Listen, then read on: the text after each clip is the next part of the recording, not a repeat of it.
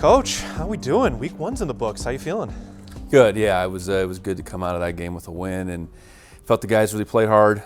We played a relatively clean game. A lot to improve upon, but a good start for the season. I know, and so much anticipation, all that energy building up all through the summer and the fall camp. Was the energy at Gold Rush kind of what you expected? I know we talked about it all week. Was it what you expected? Absolutely. I think it was awesome. The prowl, I don't think there had been that many people out for the prowl. I think you could feel it right from that point forward that it was going to be a special night. The crowd showed up, the students showed up, and I think our guys really responded to that. It's always great to play in front of our home fans, and last Saturday was no exception. Yeah, just under 22,000 there, the second largest crowd in program history at Bobcat Stadium. But, when you have that many people there, the adrenaline can kind of work almost against you at times. How did you feel like you guys handled just the energy of the stadium so you didn't go too far or too high? Well, I think we talked about it. Those emotions, you're going to feel it, but that's not going to carry you forward. Your preparation has to. And I think our guys, responded to that pretty well.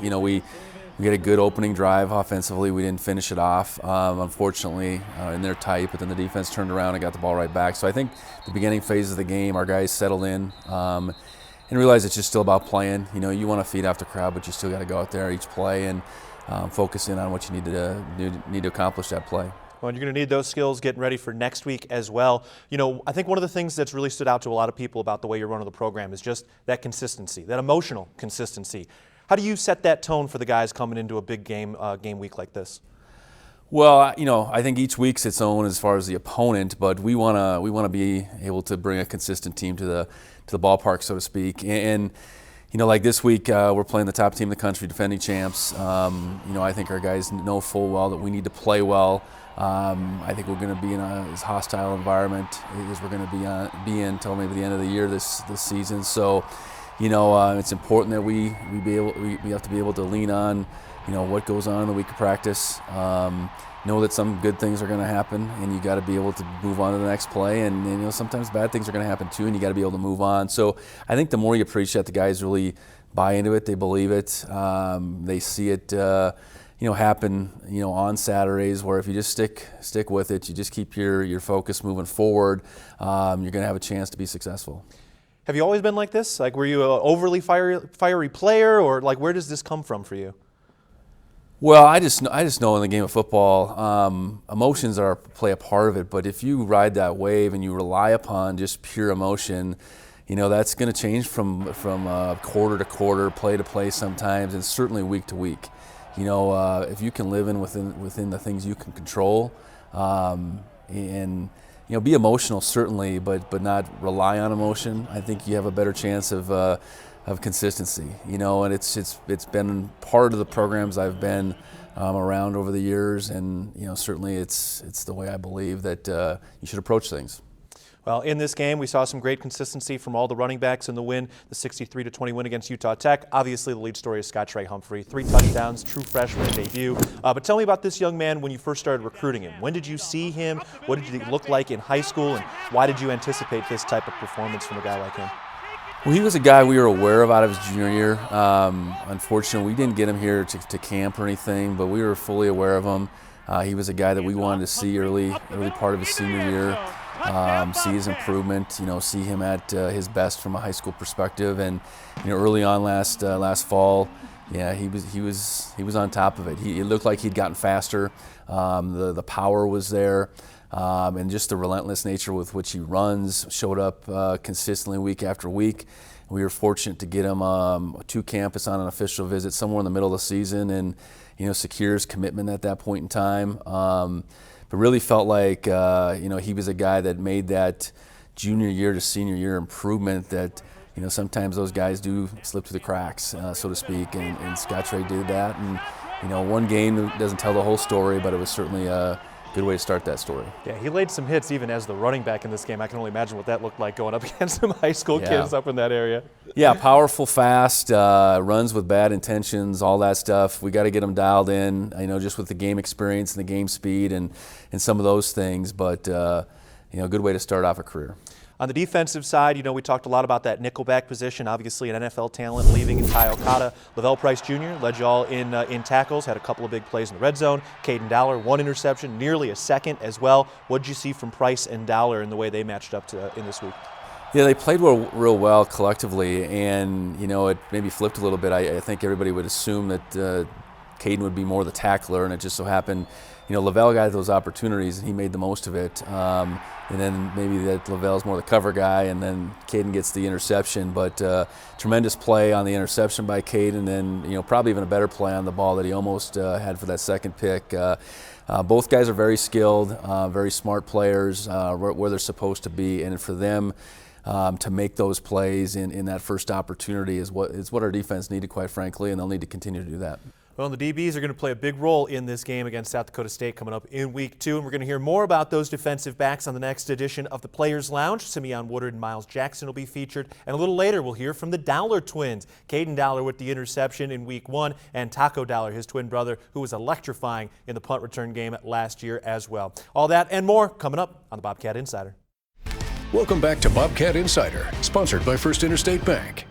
Back on the Bobcat Insider, and now we get another edition of the Players Lounge. Josh Perkins will host this. Will Johnson, who's now the pastor here, but is a national champion with Montana State back in the mid-'80s, is there along with Simeon Woodard and Miles Jackson. Here is Pastor Will, now the team pastor, discussing maybe some miscommunications socially he's had here, how he's handled that, and he leads that into a conversation with both Miles and Simeon. So without further ado, here's that. You know, I got a box of candy at the office because somebody misunderstood my situation, and then there was an apology in there, and it didn't hurt my feelings because what I learned is that it's not on me, but it's on that person to have to make the decision of change, whereas I'm the person who's going to help facilitate that if you allow me, just by friendship or kindness or whatever. And so my question to you guys is this. With what you know now, if you had to go out and get into the real world, what tools would you have readily available to yourself, and that includes your confidence, that you could go out and get a job at a place that you believe you're qualified to work at today? For me, I wanted to take the biggest advantage of being on scholarship as I could. So I joined the construction engineering program here, and I feel like that's something that's put me ahead of like a lot of people who I want to be like when I grow up, and it's just pushing me to keep driving to show other people who look like me that it can be done. That's dope. Yeah, that's what's up. 'Cause I know it's hard. I'm the only one that look like me in all my classes. Okay. But like you said, we got to represent. Engineer? Yep. Okay, yeah. Like you said, you got to represent, and I feel like that's something important to me to represent for all the people that are trying to get to where I'm at. Yeah. That's dope. That's what's up. What about you? For me, like I said, I moved far, of course, from Texas, so, you know, I wasn't under my mom's supervision when I got to Bozeman. So now I got to kind of navigate my own life in a way. So I have the control to, you know, go out and talk to people, go do this activity, go do that activity. So the biggest thing that I've learned and kind of value right now is communication skills.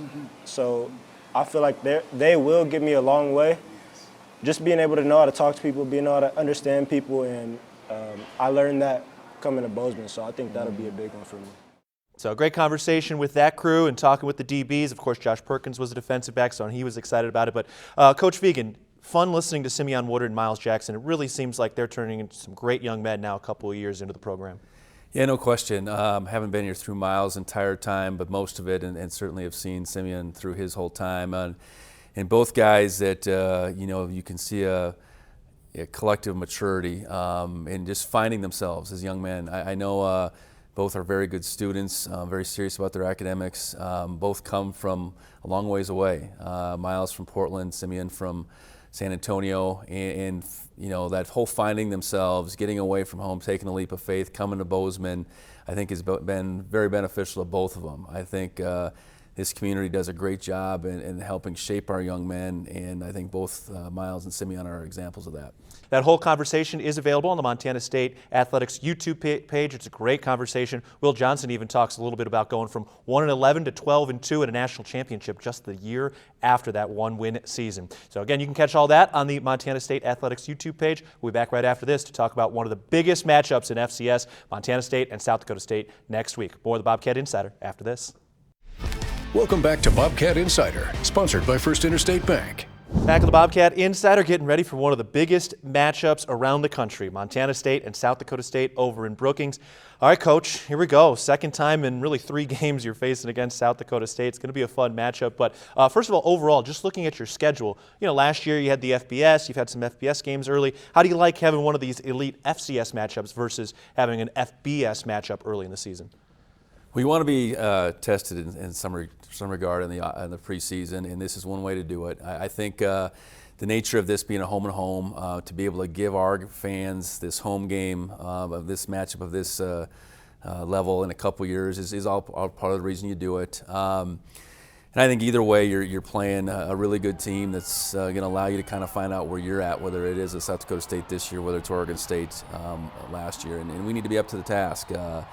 So it's great to have it here. I think it's something our guys have been eyeing up, certainly since we probably got on those buses back in Brookings back in December. So, looking forward to the task at hand.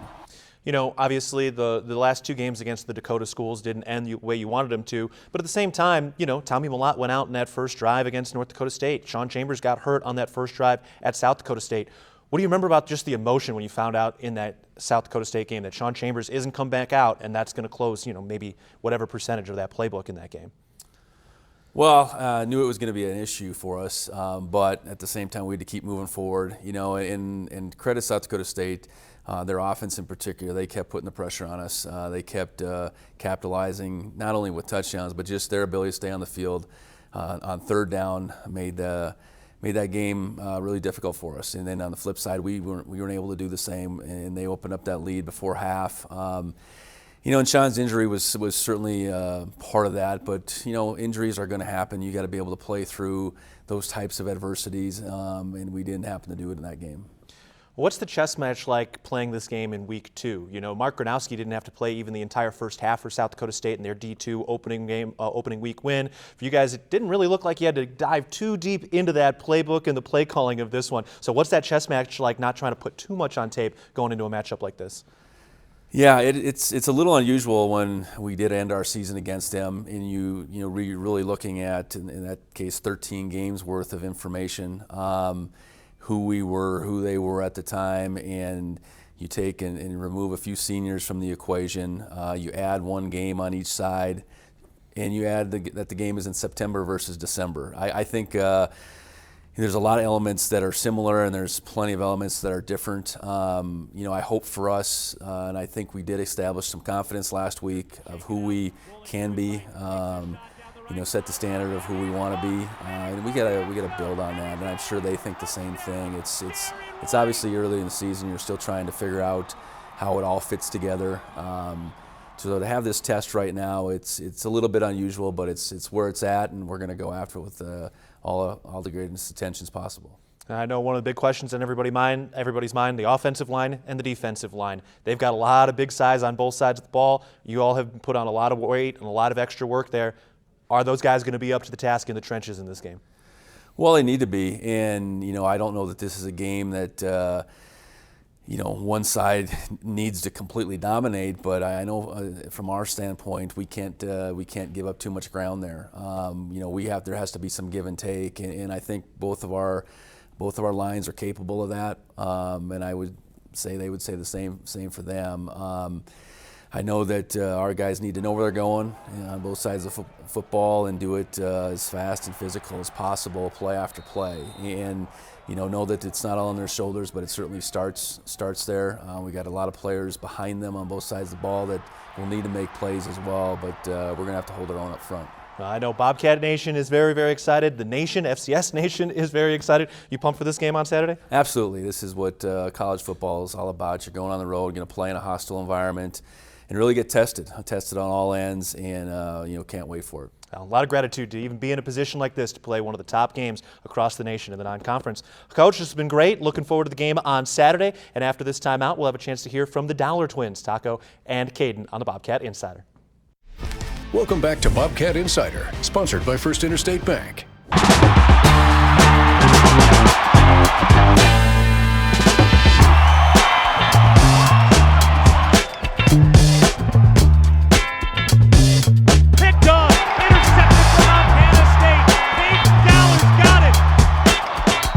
What kind of emotions were you experiencing having made that pick? Honestly, just score was my thought, and I thought I could score to the right, and then Coach always says to return to the near sideline, so I just changed my mind and went to the near sideline, and then tried to follow my blockers and ended up slipping, but was really happy that I got the pick because, yeah, that was the biggest thing, is just get my hands on the ball. I thought you should have scored, but the pick was sweet. And then coming off the field, you had a pretty good right-left there on his helmet. I mean, shoulder seems fine. It was fine. I think that's the first, that minute it was fine. I think I pushed him. I was like, gosh, I might just whack you a couple times, so I did that and just walked off, and I had to stop looking at him, or else I was gonna get too excited again. Talk about that second play you made where you had your hands on the ball. I mean, honestly, I thought it was the better of the two plays because you made a great jump on the ball, hit you in the hands, but it's a tough one to get. Yeah. Well, Taco always jokes about defensive players cannot catch the ball. Like, he'll come up to us and talk crap to us at practice that I never catch interceptions, and so I just rerouted the guy and turned, read the quarterback's eyes, and jumped the ball, but.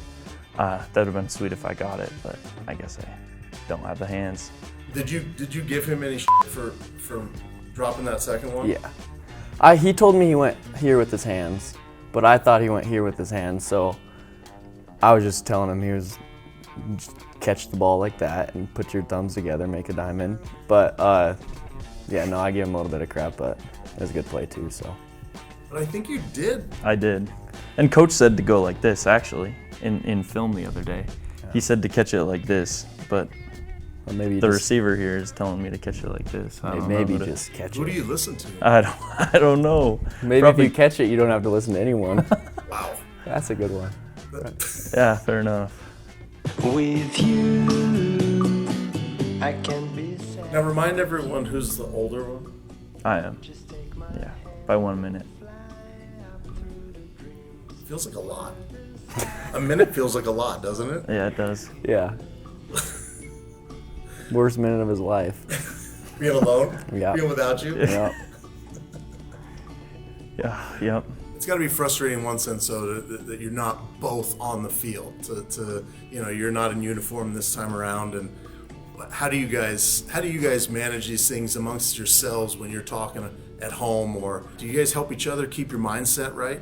Yeah, I think we do a pretty good job of spinning it to not be negative. The whole week I was like feeling sorry for myself, and you just got to kind of flip that mindset and be like, well, it's really cool that your twin brother's out there playing. So I think he did that last year. We flipped that to where we're kind of living through Taco and Caden, not just Taco or not just Caden. And that's what helped me this week, and it's going to help me throughout the rest of the season, is just knowing that, the next best thing is happening. So that pick was probably my favorite moment in Bobcat Stadium so far, including every game last year. So yeah, I would rather it this way than the other way, 100 times out of 100. But I wish I could be out there with him, but I'll take this. Now all the moms who are watching this are like, oh, that's so sweet. Yeah. That's good. That's how it should be, though, right? Yeah. You guys obviously have a dynamic and a relationship that I guess is what some would expect from twins, correct? You guys have been kind of joined at the hip for a long time. Yeah, we did used to fight a lot, and that was like how people, would know that we're related, is because we fought all the time, whether it was on the basketball court or on the football field during a game or practice, whatever it was. But we kind of got over that, and we're a little bit better now.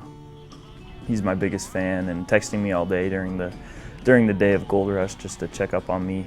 It's really cool, and I wouldn't want it any other way.